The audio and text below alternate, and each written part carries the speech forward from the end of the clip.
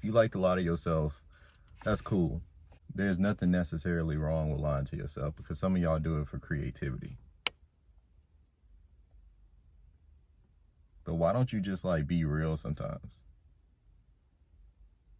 Earl said, I know it don't seem difficult to hit you up, but you're not passionate about half the shit that you into, and I ain't having it. Like, why do people make others feel bad, or they distance themselves away from you if you don't align with some illusion that they've attached themselves to?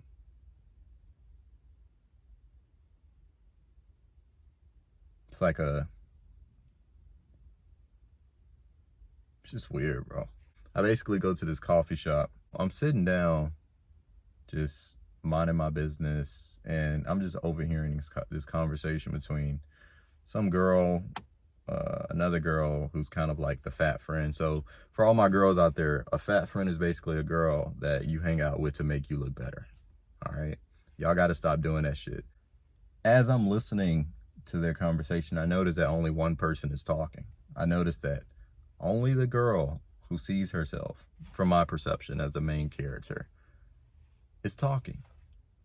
And I couldn't really focus, bro. So I just started listening more. This girl would not stop talking about herself. Every time somebody in the group made a point, she would just turn the point around to her.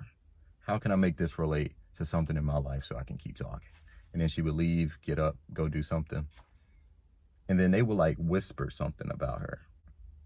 She sits back down, they're quiet. The whole time I'm just thinking, why are y'all hanging out with her if y'all don't like her? You're weird to people who lie to themselves. If I was in the group, I would have been like, why do you like talking about yourself all the time? And that probably would have been too confrontational or too like uncomfortable to really speak on. But I like speaking on like real shit. I like addressing shit when it happens so we can learn more about each other. I went to go get my taxes did one time at HR Block. Don't ever go there. The guy who's doing my taxes name, we'll call him Ryan. This dude is probably about 56, 57 years old, if I can remember. I remember a lot of aspects of our conversation, but the main point of our conversation was what this life is about. He looked at all of my information. He's putting in this shit for me. He just asked me like random questions. Like, do I have a girlfriend? Like, do I live here? And then that turned into him talking about how him and his son aren't really that close, and how when he was like 20 something years old, around my age, he thought the world was his because he owned a house and he had a bunch of women in the local town, you know, chasing after him. And like now he sits alone, and every time he thinks about something he could have changed, he wants to change it. Like he has regret, basically. He was just like, you know, I wish I could go back and I would change a lot of shit, but I can't. So I deal with my problems, and every day I try to find something that I enjoy to keep my mind off of all of the crazy things happening in the world. And I could tell, like, as he's talking, he feels so happy. People love to hear themselves talk.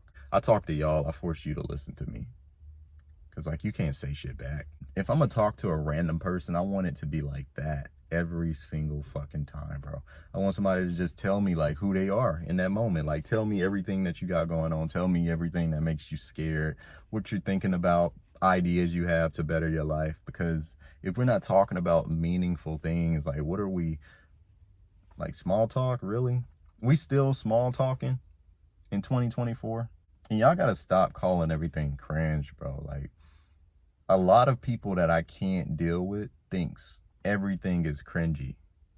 Like, to the point where you can tell they only care about what people think, and based on what other people will probably think, based on other models of other people doing the same thing that they're trying to do, you can tell that they'll manipulate their behavior to match what people want to see. I just want enough life, not money, life, freedom, to just move to Bolivia for like 3 months, man. There's two types of people in the world, I believe. There's people this is gonna be my I need to come up with a thumbnail. Hold on.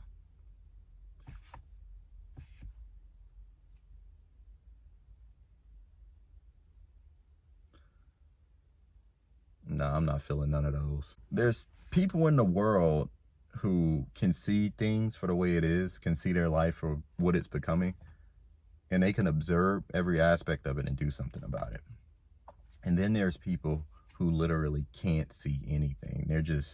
They're what Eric Fromm describes as being in a half awake state. You are physically moving. You're able to do your job on autopilot, talk to people on autopilot. You're here, but in a conscious sense, you're dead. And I'm not telling people to become woke. You have to die in order to really become the answer. And all of us are just trying to find it. We're all trying to find the answer. That's why we even try to do anything. So in order to find an answer, I'm done seeking new relationships that obviously don't tell me the answer. I'm done eating food that takes me further away from finding the answer because I'm literally too tired after to think about it. Stop trying to do shit perfect the first time. I don't even want a perfect life. I just want a stable life. I want to be good. Wake up and be like, damn, bro. At one point in my life, I really connected with people who were misanthropes because I really felt like y'all understand that the world is truly fucked up. The world is truly, we're all animals, bro. We're all just doing what we can out here to survive. And that's why, although I'm not a misanthrope, I use aspects of the things that fuel their hatred towards humanity to correct different things in my life once I realize it for what it is. So my girlfriend's cheating on me. My father's dying from lung cancer. My mom, got hit by a bus. I can't pay my rent on time. All this shit. Oh my God, imagine if all that shit happened. Some people's lives are truly a first world disaster. And I say first world because if you compared their life to a person living in a country like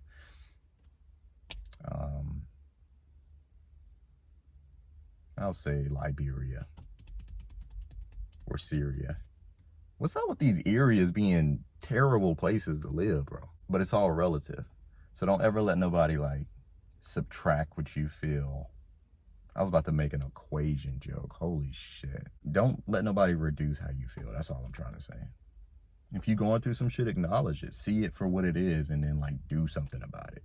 Even if you hate people, because you can use the fuel that you have that's making you angry all the time and making you say whatever and put it to good use. That's what I do every day. You think I like life? You think I like going to work? I don't even want to go to Thanksgiving, bro.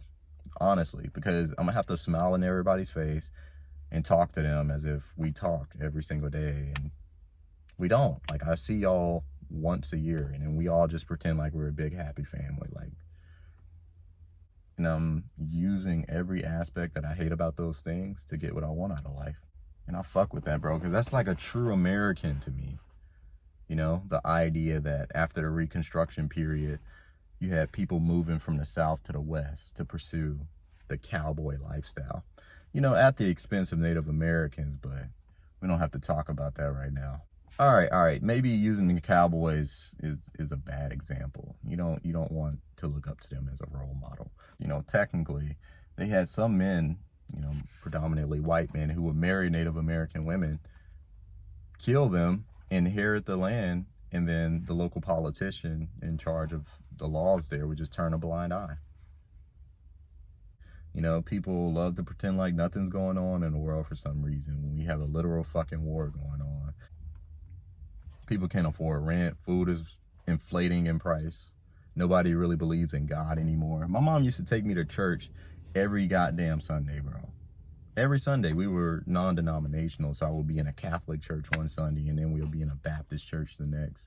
Just the routine of going to church was nice, even if I didn't believe any goddamn thing he was talking about. And we don't even do that no more, bro. People really be out here just you know what? I'm gonna worship the devil, but I don't even believe in the devil, and I'm gonna fuck you over because nothing really matters except the thing that individually means something important to me. It's like nobody really cares anymore. The whole premise of this video is a paradox because, yes, while somebody may be fucked up for lying to themselves and living an illusion as a result, in a sense, they're choosing to do that.